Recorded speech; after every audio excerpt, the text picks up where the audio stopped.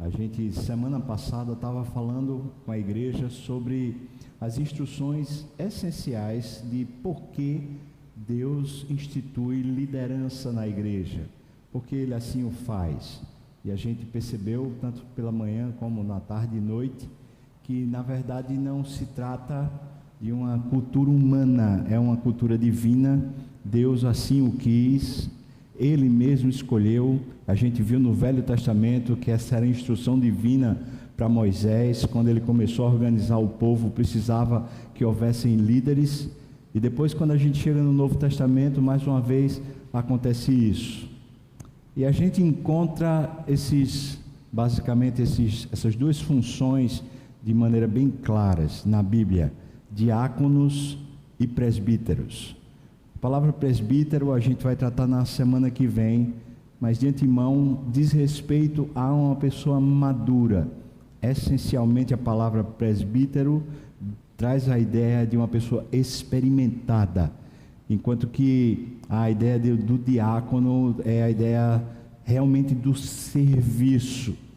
Inclusive essa palavra grega, diáconos, diz respeito a isso, a serviço com as mãos, a um labor muito mais, diria, muito mais mecânico, essencialmente. Queria que você abrisse sua Bíblia no livro de Atos, no capítulo 6, nós vamos ler do versículo 1 ao 7, quando os apóstolos, nessa época da igreja apostólica, quando os apóstolos entendem de Deus que é o momento para elegerem diáconos, colocarem servos. Essa talvez seja a melhor tradução para a palavra diácono: servos, pessoas que servem, servos. Diz assim a palavra do Senhor, do 1 até o versículo 7. Atos, capítulo 6, do primeiro versículo até o versículo 7. A palavra então fala assim para nós: Ora, naqueles dias, multiplicando-se o número dos discípulos, houve murmuração dos helenistas contra os hebreus, porque as viúvas deles estavam sendo esquecidas na distribuição diária. Então os 12 convocaram a comunidade dos discípulos e disseram: preste atenção à maneira como a coisa está funcionando aqui. Eles dizem assim: não é razoável que nós abandonemos a palavra de Deus para servir às mesas. Essa palavra razoável traz uma ideia de importância, grau de importância nas coisas. Então, ele fala assim, versículo 2. Então, os 12 convocaram a comunidade dos discípulos e disseram: não é razoável que nós abandonemos a palavra de Deus para servir às mesas. Versículo 3. Mas, irmãos, escolhei dentre vós 7 homens de boa reputação, cheios do Espírito e de sabedoria, aos quais encarregaremos deste serviço. E quanto a nós, nos consagraremos à oração e ao ministério da palavra. Versículo 5. O parecer agradou a toda a comunidade, e elegeram Estevão, homem cheio de fé e do Espírito Santo, Felipe, Prócoro, Nicanor, Timão, Pármenas e Nicolau, prosélito de Antioquia. Apresentaram-nos perante os apóstolos, e estes, orando, lhes impuseram as mãos. Por favor, leia comigo o versículo 7. Crescia a palavra de Deus, e em Jerusalém se multiplicava o número dos discípulos, também muitíssimos sacerdotes obedeciam à fé. Amém. Ó Deus, tenha misericórdia de nós. Diante da tua palavra nós nos desnudamos, nos expomos. Ela é fonte de vida para nós. Queremos só ouvi-la, Deus. Livra-me dos meus próprios enganos e embaraços, mas livra-nos, todos nós, dos enganos e dos embaraços. Deus, que teu Espírito tenha aqui autoridade sobre nós, a tua palavra seja verdade na minha boca, seja verdade no nosso coração. Instrua a tua igreja no caminho que ela deve andar, Senhor Deus. Instrua cada um de nós para a tua glória, no nome de Jesus. Amém e amém. A questão essencial que está acontecendo em Atos 6 é que tem pessoas insatisfeitas e com razão. Igreja não deveria ser o lugar de haver insatisfação, uma vez que todos que estão na igreja, supostamente, eu falo supostamente, todos são servos. E se somos servos, por que haver insatisfação? Mas conquanto sejamos servos, nenhum momento na história da igreja houve vamos dizer assim, uma excelência total. Sempre aconteceu de haver desgastes, brigas, crises, problemas.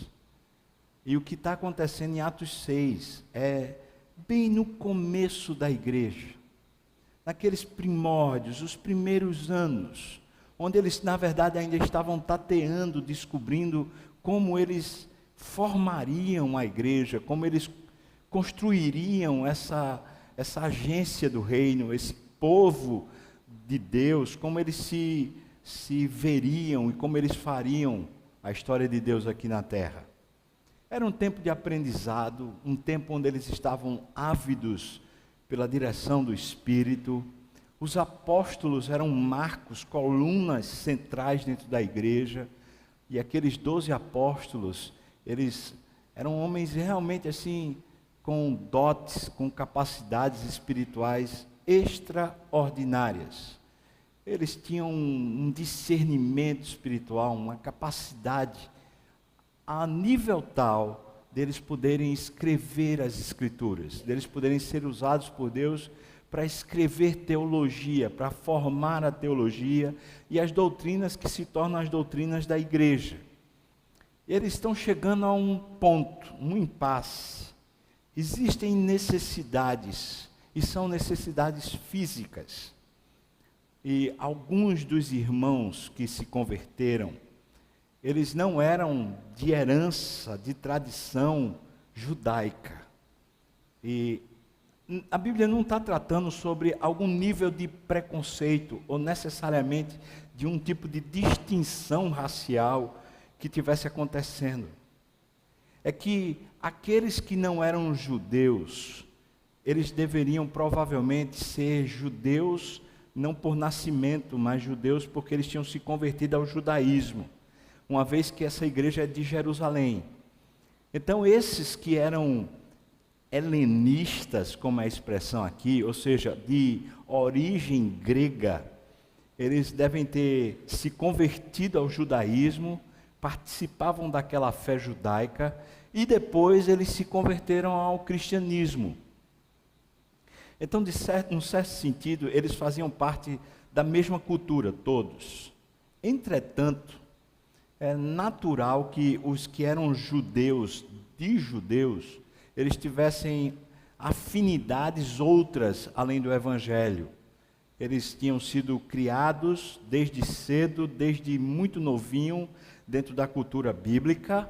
Eles tinham sido inseridos numa cultura familiar, onde as relações naquela época eram relações muito grandes, assim, havia um núcleo familiar, pai, filhos, né, pais e filhos, mas esse núcleo se estendia muitas vezes aos primos, aos irmãos, e ali eles ficavam como se fosse uma grande comunidade, muitas vezes dentro do mesmo terreno onde se construía a casa de um, se construía a casa de outro, sendo assim, haviam verdadeiras vilas de familiares. E é claro que isso gerava um tipo de comunicação, um tipo de integração e de comunhão, afinidade muito grande. Os judeus, ainda hoje, eles prezam muito por esse tipo de comunhão, por essa relação forte. Quando a gente vai a Israel, eu tive a oportunidade de ir a Israel na época da festa das tendas, na festa dos tabernáculos. E eles fazem questão de, durante aqueles 7 dias, não dormirem nas suas próprias casas. No quintal das casas deles, eles fazem uma tenda, uma barraca de camping. Eles montam a barraca e eles passam a semana dormindo na barraca com a família, para terem essa experiência de não estarem usando a internet, não estarem usando a televisão. Eles comem ali com a fogueira mesmo, ou o churrasco que eles fazem ali. Ou seja, eles, durante uma semana, eles privam por isso, e eles vão para casa uns dos outros, eles se relacionam intensamente. Essa expressão da fé deles, da fé. É lindo de ver. E isso, na época de Jesus, era muito forte, muito forte. Quando a igreja nasce, então, essas relações são fortes. E aqueles que foram, eu vou chamar agregados, sem nenhum demérito, tá? Mas aqueles que foram acrescentados, agregados posteriormente, são esses helenistas. É natural que eles não gozassem da mesma afinidade. É natural. Então, quando eles estavam distribuindo recursos para os carentes, e ninguém sabe precisar como era que eram feitas essas coletas, mas a gente tem alguma percepção, à luz dos primeiros capítulos de Atos, que as coletas eram feitas através de doações generosas. Os membros da igreja, aqueles que se converteram, eles simplesmente vinham até os pés dos apóstolos, eles entregavam, e não entregavam só assim, tipo uma oferta, mas entregavam muitas vezes tudo. Vou tentar contemporaneizar. Eles chegavam a entregar, se fosse hoje, a escritura das suas próprias casas. Eles davam um documento do carro, a chave de casa, a chave do carro. Eles davam a conta poupança que eles tivessem toda. Era assim, havia um movimento no coração deles de parar de pertencer às coisas, deixar que as coisas sejam só coisas, para serem usadas para a glória de Deus, e não serem eles mesmos dominados por essas coisas. E esses donativos, esses recursos, essa coisa toda que chegaram aos pés dos apóstolos, serviam essencialmente para abençoar as pessoas que tinham poucos recursos, ou aquelas que não tinham recursos. E nesse caso, existiam 2 grupos que desde o Velho Testamento precisavam ser contemplados. A lei de Israel dizia que viúvas e órfãos, e o segundo grupo eram os estrangeiros. Viúvas e órfãos, que naturalmente naquela sociedade não teriam recursos. Não se tratava nem sequer, não só apenas da pessoa ser só, de não ter com quem dividir a jornada, de sentir solidão. Não era bem isso que era a questão. A questão essencial era que os viúvos daquela época não tinham recursos. Não tinha aquela coisa de meu marido morreu, agora a pensão vem para mim. Não tinha de onde tirar. Então essa pessoa que ficava viúva, normalmente as mulheres ficavam muito mais viúvas do que os homens, acontecia que essa pessoa ficava totalmente desprovida. E como algumas, a maioria, já tinham lá seus 60 anos, nem força, nem energia tinham para trabalhar. E assim, eram pessoas que iam morrendo às mínguas, sem nada. E a igreja, obviamente, não podia suportar a ideia de ter gente que estivesse sofrendo tanto, tendo recursos que pudessem ajudar. E os apóstolos, então, eram responsáveis por fazer tanto esse mapeamento, como também a distribuição desses recursos, que são colocados aqui como servir as mesas. E aí eu quero dizer uma coisa para você, que é muito rico na Bíblia toda. E isso, desde o Velho Testamento, até você chegar em Timóteo, basicamente. Você vai encontrar muito claramente que a visão bíblica de necessidade abrange basicamente dois aspectos. Eu estou falando da visão bíblica, tá? Basicamente dois aspectos: comer, ter o que comer e ter como se vestir. Basicamente essas duas coisas. Não era naquela época considerado necessidade outros tipos de demandas, ou seja, as pessoas que eram socorridas pela igreja, primeiro eram irmãos na fé, realmente convertidos, pessoas que professavam a fé, eram batizadas e participavam da comunidade. Segundo, essas pessoas que eram socorridas eram pessoas realmente carentes. Hoje seriam indigentes, seriam moradores de rua, porque não tinham teto, não tinham como se abrigar, não tinham refeição, a próxima refeição, não tinham a despensa e nem tinham recursos como prover para si mesmo. Então essas pessoas, eu estou querendo que você entenda o grau, a intensidade do assunto. O que estava acontecendo é que, naturalmente, aquelas pessoas que eram de origem judaica, que tinham as famílias, que tinham toda essa interação social, elas rapidamente eram providas, porque elas tinham acesso por meio de comunicação, por meio da família, elas eram providas. Mas as famílias que vinham de origem helenista, de origem grega, eram pessoas que não tinham esse grau de afinidade. Mas algumas dessas viúvas, dessas pessoas, estavam passando necessidade, tal qual a judia.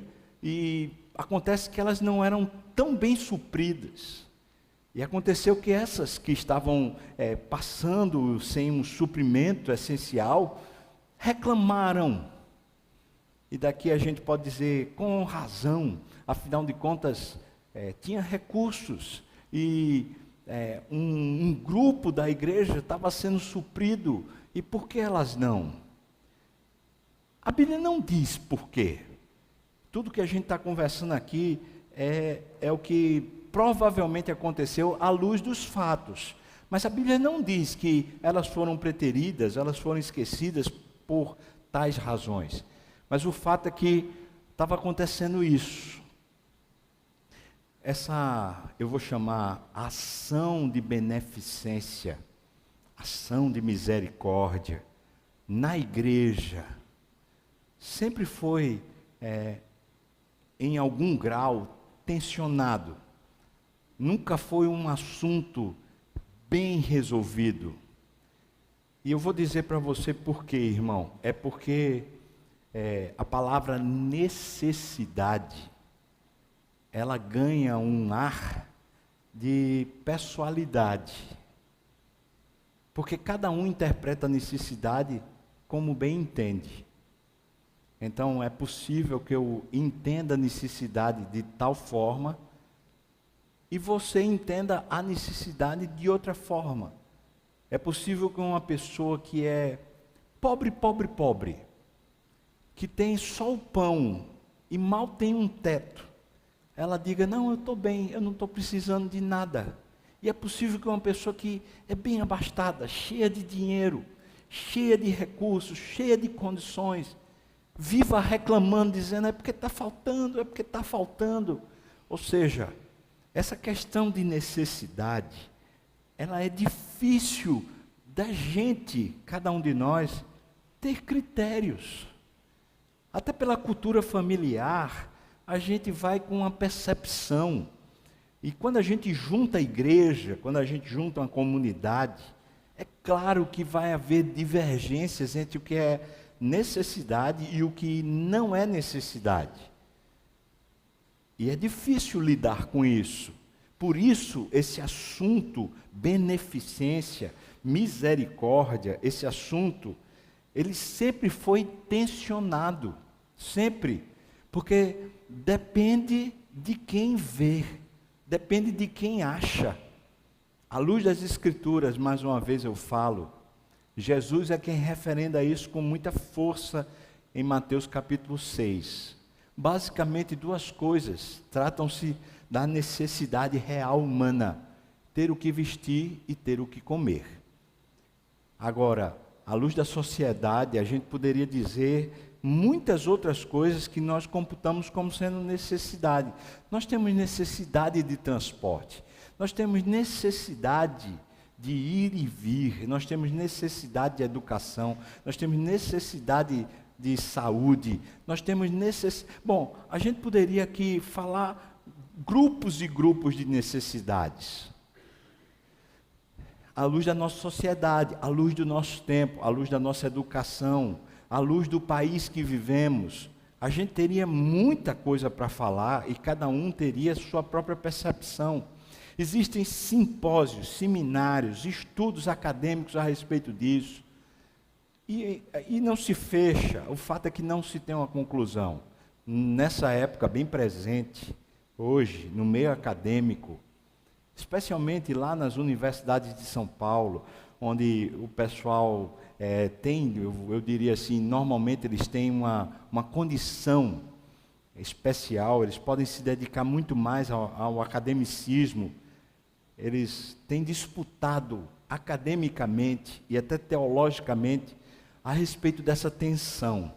Hoje existem basicamente dois grupos no meio acadêmico de São Paulo, um que trata da necessidade, como se fosse uma espécie de um viés dos pobres, uma teologia que é chamada teologia da libertação muito forte, e outros que têm uma perspectiva muito mais, eu diria, muito mais seca, muito mais dura, que muitas vezes dispensa até a ideia da pobreza. E isso tem sido muito árido em São Paulo, essa coisa tem ficado muito ruim. Tem havido distanciamento mesmo de partes. Sabe o que é incrível? O incrível é que essa coisa que tem acontecido em São Paulo já tem chegado ao Brasil todo. Aqui mesmo, em Pernambuco, em Recife, existem essas linhas de conflitos, como se precisassem acontecer, de tensões que não necessariamente precisam existir. O que foi que aconteceu lá em Atos? Em Atos aconteceu uma eleição.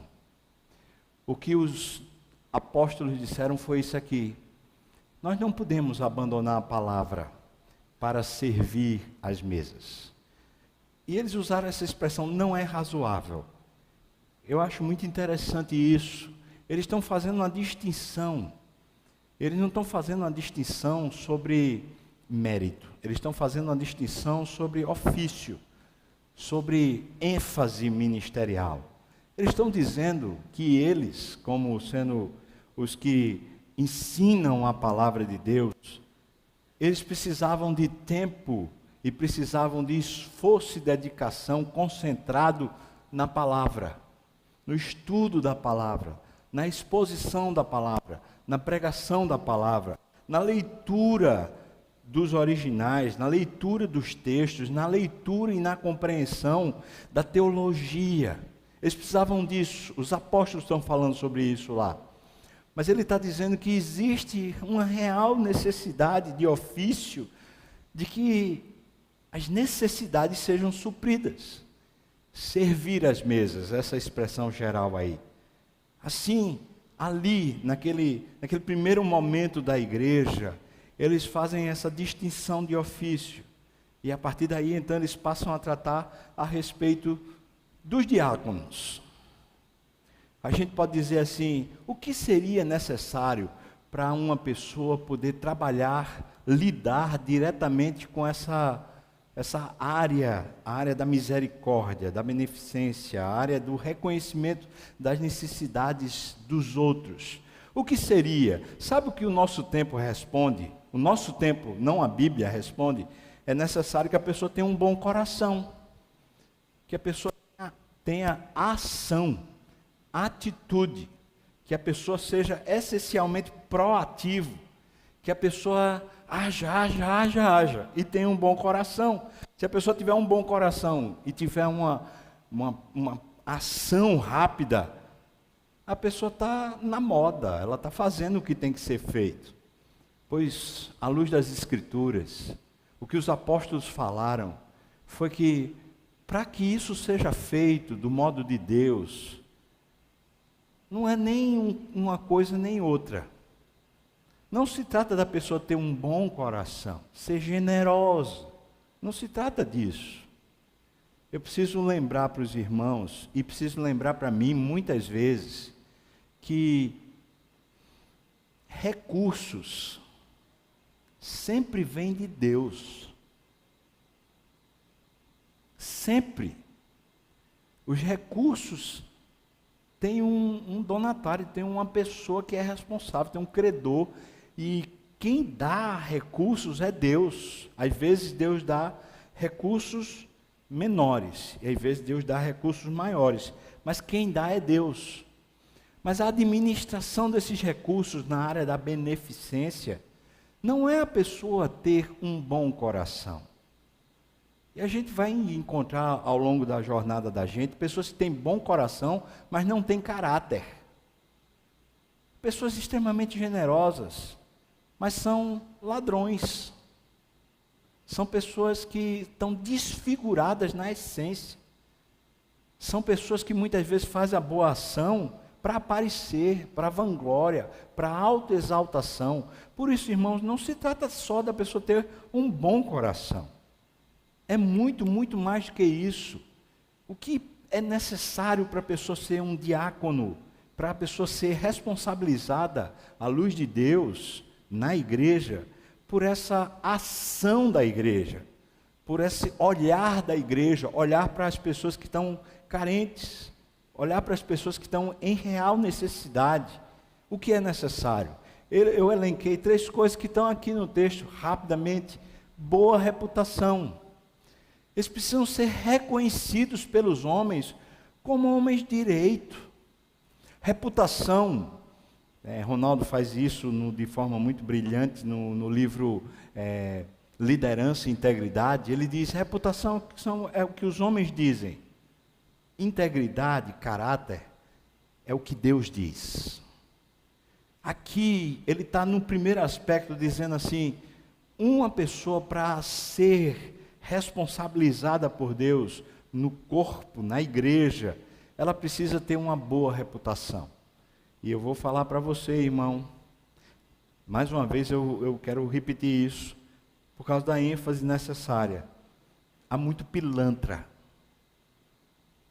Há muita gente que aproveita a carência dos outros para se beneficiar. Ao longo dessa jornada evangélica, eu já vi de tudo, ou quase tudo. Eu já vi gente que recolhe roupas e no final a própria pessoa é quem faz o bazar para si. Olha, eu já vi de tudo acontecendo, ou seja, não adianta só ser uma pessoa que tem voluntariedade, uma pessoa que está, eu estou disposto, eu estou pronto, eu sou bom, eu ajo, eu faço. Se ela não é reconhecida pela comunidade como sendo uma pessoa que tem um bom caráter, se isso não corre no meio da igreja como sendo uma pessoa de bom caráter, então acho que a gente deveria botar as barbas de molho. Eu conheço pastores que se autodenominaram pastores, pastores que foram disciplinados pela igreja e não se submeteram à disciplina da igreja, que não gozam de boa reputação e, no entanto, continuam na mesma linha. Essa é a questão.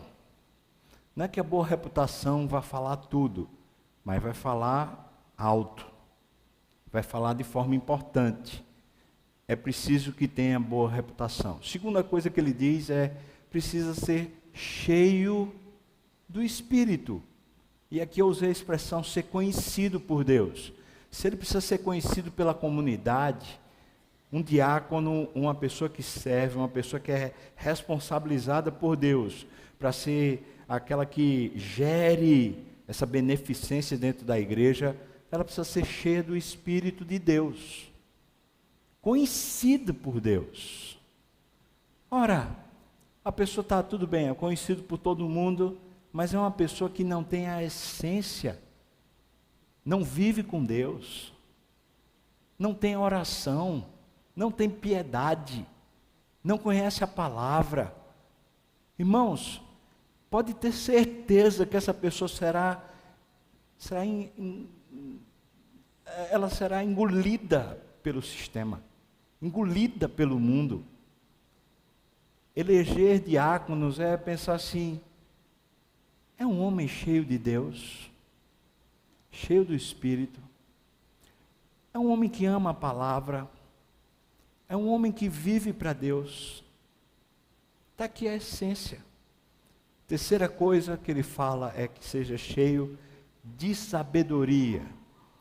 Na ação é que a gente conhece a sabedoria. Na decisão é que se conhece a sabedoria. É na maneira como fala e se porta que a sabedoria fica em evidência. Ou seja, não é uma pessoa estabanada, não é uma pessoa que sai quebrando tudo, não é uma pessoa que sai por si só, mas é uma pessoa que tem sabedoria. Muitas vezes não vai agir logo, porque se agir logo, não tem dependência de Deus, só tem impulso, só tem força humana. Mas é uma pessoa que vai agir com eficiência, porque vai chegar onde tem que chegar, vai tratar o que tem que ser tratado. E aqui eu acho que tem uma atenção nesse assunto que é extremamente relevante.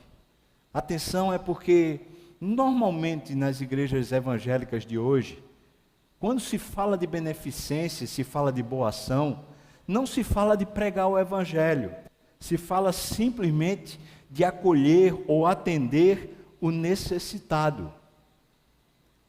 A sabedoria básica das Escrituras é o temor do Senhor. Diz respeito a uma relação respeitosa com Deus. Ou seja, a beneficência bíblica não é simplesmente a gente dar pão a quem tem fome, dar teto a quem está sem teto. A beneficência bíblica, essa ação do corpo de Cristo, diz respeito a esse temor de Deus, alcançar o perdido, chegar naquele que está perdido de fato. Por isso, não é apenas fazer o bem, não importa quem, mas fazer o real bem, não importa quem. E o real bem é o Evangelho. Não adianta só a gente fazer a distribuição, não adianta só a gente socorrer o aflito. Eu sei que eu estou entrando num campo minado, eu sei que teria muita discordância em muita gente a respeito desse assunto, e eu estou falando da base. Imagine se eu falasse das outras coisas, das trivialidades, mas na base o assunto se apresenta como precisando ter uma coerência entre o que Deus quer e o que os homens estão necessitando. O temor do Senhor faz esse link, e Deus quer ser conhecido e glorificado pelos homens na terra. E se a nossa assistência aos homens não é para que o Evangelho cresça, certamente tem algum erro. E não adianta a gente dizer que se uma pessoa for assistida e for beneficiada, ela já vai conhecer a Deus, já vai glorificar a Deus. Eu vou lhe dizer que não, mas que não mesmo. E não é só a experiência que prova isso, é o fato de que a única maneira da pessoa conhecer a Deus é pela pregação do Evangelho. Não se trata apenas da pessoa ter suas necessidades atendidas. Se não houver a comunicação real do Evangelho, a pessoa nunca conhecerá a Deus. Mas você vai me perguntar assim: e o que é que a gente faz? Uma pessoa está com fome, a gente fica falando de Deus para ela e não dá um pão? Eu diria que você prega o Evangelho e dá o pão. E o pão da vida é o Evangelho. E uma coisa não exclui a outra, mas essencialmente elas andam juntas. Essencialmente, porque isso é o temor do Senhor. Então não adianta, irmãos. Deus não está querendo que a gente simplesmente seja um grupo de pessoas generosas que faz beneficência. Deus quer que a gente seja um grupo de pessoas temerosas a Deus, que assiste o mundo nas suas necessidades, pregando o Evangelho, comunicando a palavra, trazendo por meio do Espírito o discernimento espiritual das situações que as pessoas vivem. É muito mais profundo. Ouvindo John MacArthur a respeito desse assunto, ele fala: a graça de Deus se revela não em Deus nos dar o que precisamos. A graça de Deus se revela em Deus se dar a nós, que é o que realmente precisamos. Graça que é graça não é dar coisas, é dar-se a si mesmo. Pois se a gente quer agir de maneira graciosa, conforme a luz das Escrituras, não é simplesmente dar coisas, mas é dar-se a si mesmo aos outros. E dar-se é um gasto muito maior, muito mais relevante do que simplesmente a gente tirar do bolso ou da gente fazer campanhas de donativos. É muito mais crucial.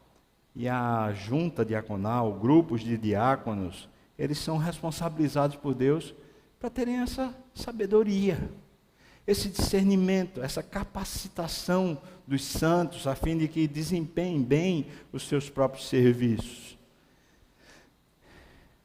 O texto diz que, ao final, no finalzinho do texto, ali no versículo 6, texto que a gente leu, eles foram apresentados aos apóstolos, os homens que foram eleitos, foram apresentados aos apóstolos, e então os apóstolos impuseram as mãos, oraram por eles, e eles assumiram a responsabilidade. Se você ler ali, a partir do versículo 8 em diante, você vai ver Estevão, um do que tinha sido acabado de ser eleito, um pregador.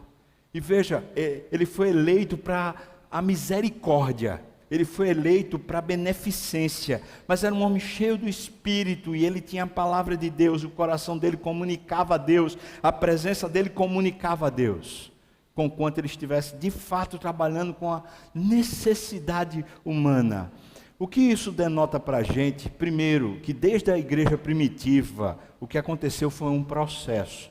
A escolha daqueles diáconos foi um processo. A imposição de mãos foi um processo. O reconhecimento dos apóstolos foi um processo. O que é que eu quero dizer com isso? É que liderança na igreja não acontece simplesmente porque a gente acha gente boa, gente legal, amiguinho, uma pessoa da família, uma pessoa que a gente reputa como sendo uma pessoa muito legal. E às vezes a gente nem reputa como sendo muito legal, mas a gente quer simplesmente eleger a pessoa para poder sair bem na foto. Sabe, irmãos, o processo aqui é diferente. O processo é que eles chegaram à conclusão de que aqueles homens eram cheios de sabedoria, cheios do Espírito, aqueles homens gozavam de boa reputação, e eles foram e apresentaram aos apóstolos. Quem vai referendar no final, no texto aqui, são os apóstolos é que vão dizer: a gente reconhece que esses homens são aqueles que Deus escolheu para serem os líderes.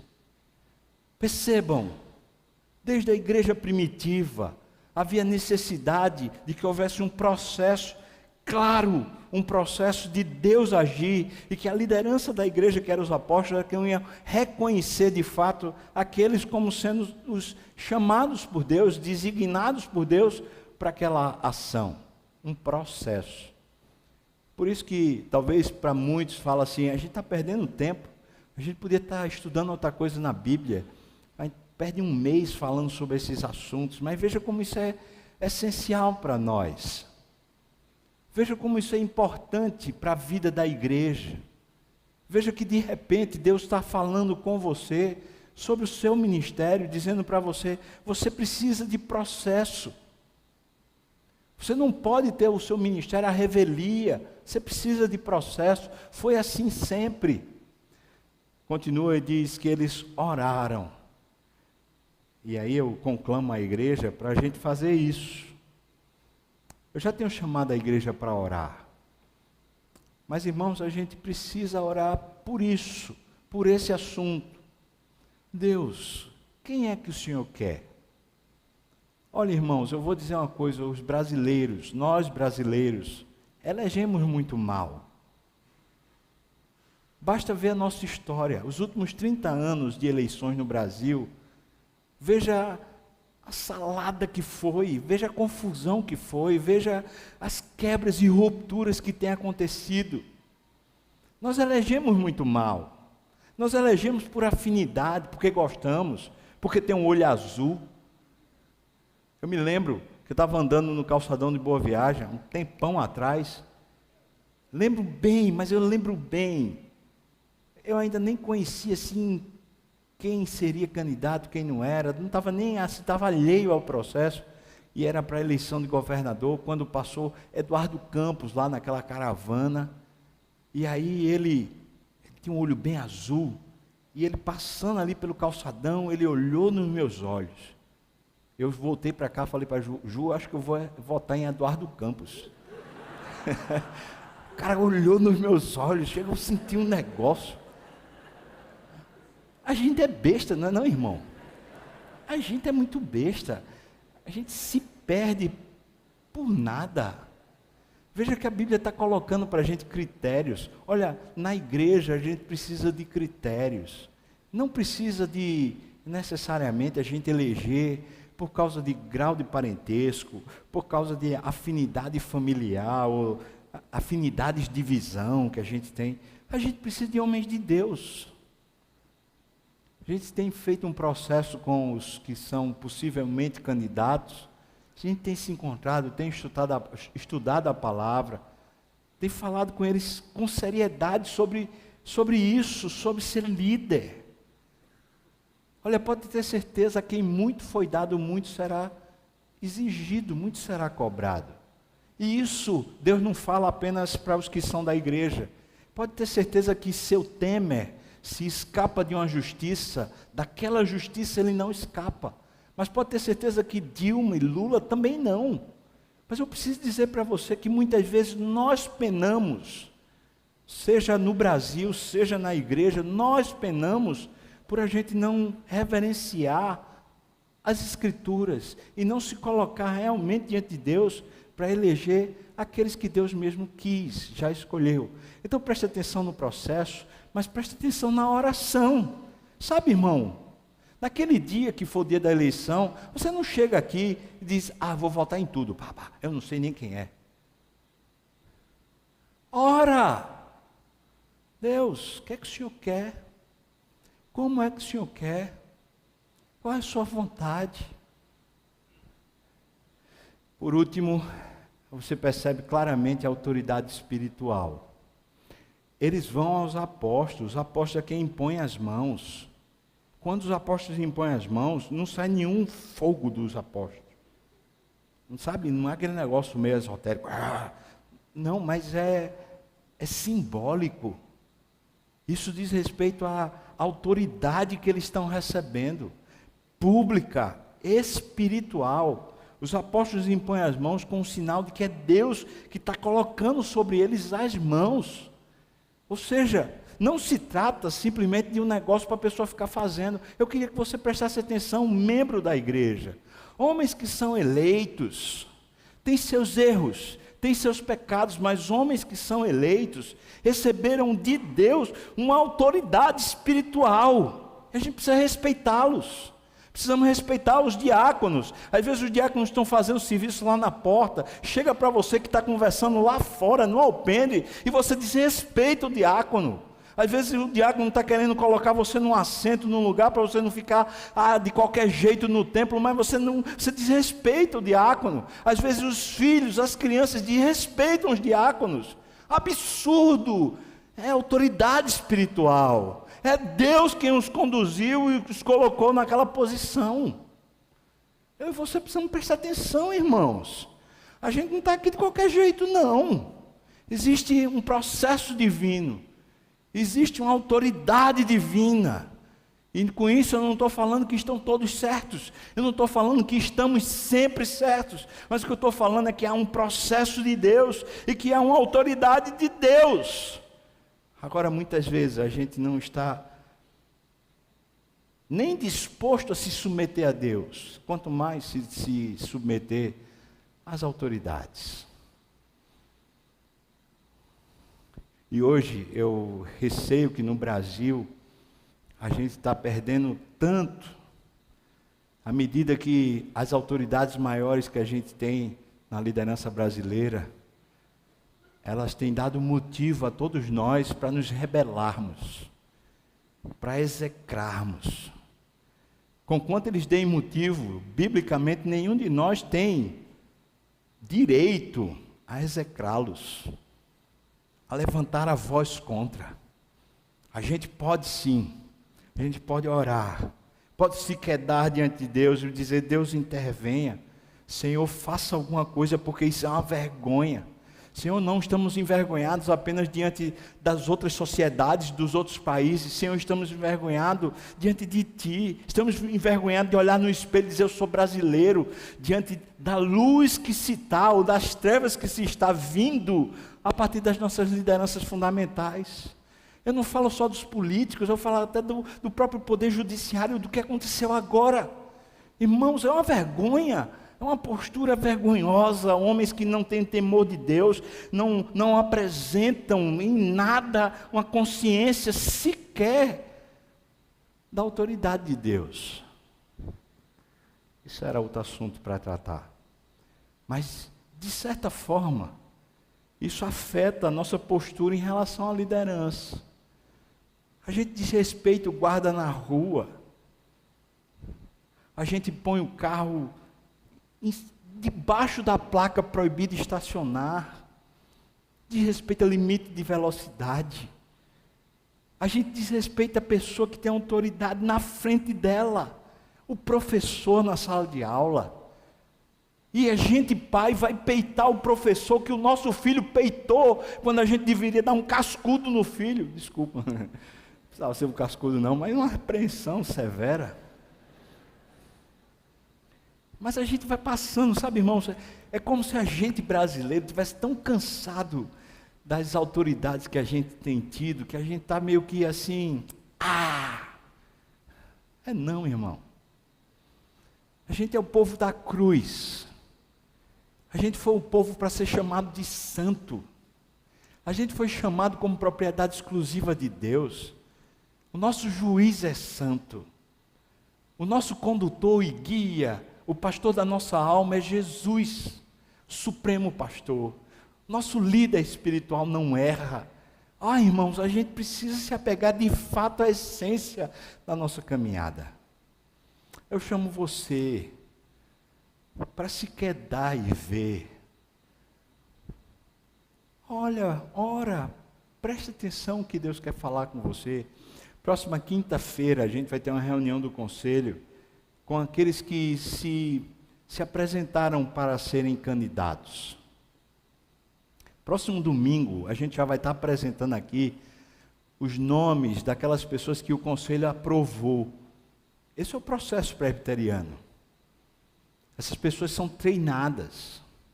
E depois de serem treinadas, elas vão até o conselho, para o conselho referendar ou não aquela candidatura. E a partir da semana que vem a gente vai botar aqui as fotos, vai botar os nomes. Mas desde já você pode orar, ora por quinta-feira para Deus dar luz ao conselho. Semana que vem, quando você olhar aqui, ver o nome, ver a pessoa, procura conversar com a pessoa. Mas conversa com a esposa. A gente como responsáveis por isso, estou falando um conselho, não sou eu não. A gente tem conversado com esposa após esposa para conhecer a vida familiar. Sabe, irmãos, é sério. E é muito importante para a nossa vida. É muito importante para tudo que Deus quer fazer entre nós. O texto termina dizendo para nós assim: crescia a palavra de Deus e em Jerusalém se multiplicava o número dos discípulos. Duas coisas que claramente aconteceram a partir do momento em que, não só a partir desse momento, mas duas coisas aconteceram com essa deliberação de líderes espirituais, que de fato eram líderes espirituais. Duas coisas são conclusivas aqui. Primeiro, um crescimento na qualidade. A palavra de Deus crescia. Ou seja, em Jerusalém, A palavra de Deus crescia. Nas conversas nas ruas, a palavra de Deus aparecia. Nas beneficências, a palavra de Deus aparecia. Nos discipulados dentro da igreja, a palavra de Deus aparecia. Ou seja, quando há uma liderança espiritual, a palavra de Deus cresce. A palavra de Deus, não a moda, não a opinião humana, a palavra de Deus cresce. E a segunda coisa, além da qualidade espiritual melhorar, a quantidade de pessoas que cresce, que se converte, que vem, que participa ou quer participar daquilo que Deus está fazendo. Por isso, irmãos, quando a gente é usado por Deus como membro, como corpo, como parte do corpo de Cristo, quando a gente é usado por Deus de forma certa, a escolher as pessoas certas para essas funções, parece que todos nós somos abençoados, porque nós começamos a conhecer melhor a palavra, o Espírito de Deus, a sabedoria, a comunhão, a confraternização, há um crescimento, as pessoas necessitadas são atendidas, mas também, especialmente, o número de crentes, de fiéis, de discípulos, não só o número de pessoas que participam da igreja, mas aqueles que de fato se tornam discípulos, querem aprender, são alunos espirituais, estão com vontade de crescer espiritualmente, isso também cresce. Então é saúde para todos nós, é bênção espiritual para todos nós. Vamos orar?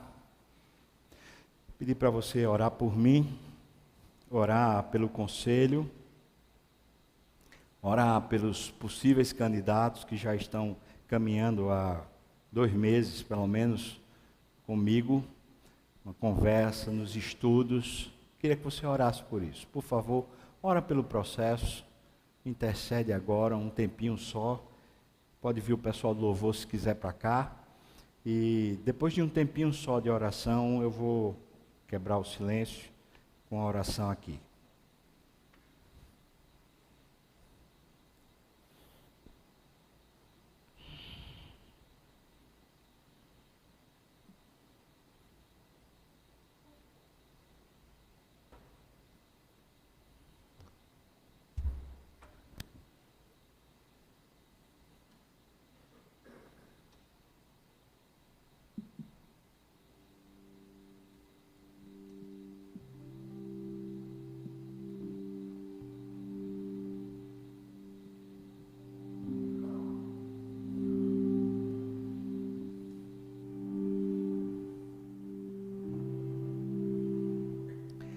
Senhor, eu quero te agradecer por essa igreja local, a Igreja Presbiteriana das Graças.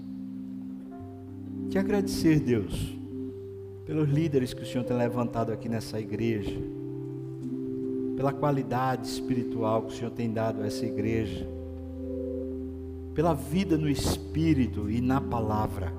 Obrigado, Deus. Obrigado por cada um que atendeu ao seu chamado e se prontificou como sendo um possível candidato. Obrigado pela vida de cada um, Deus. Obrigado, Senhor, pela liderança séria do conselho dessa igreja. Eu te louvo por isso, Senhor. Ó Deus, a gente não quer prevaricar. A gente não quer errar. A gente está aqui humildemente pedindo o teu conselho. Mostra-nos, Senhor. Guia-nos. Faz a tua vontade. Elege aqueles que o Senhor mesmo quer. Que a gente, todos nós aqui, ouça a tua voz. Discirna no Senhor. Aprenda no Senhor. Senhor, livra-nos do mal. Do nosso próprio mal. Mas livra-nos do mal também do mundo, que com a sua influência sutil, tem angariado no nosso coração uma postura vergonhosa, muitas vezes rebelde. Tem misericórdia de nós, Senhor Deus, para que sejamos encontrados aos teus olhos em fidelidade, Senhor Deus. Nos abençoa no nome de Jesus.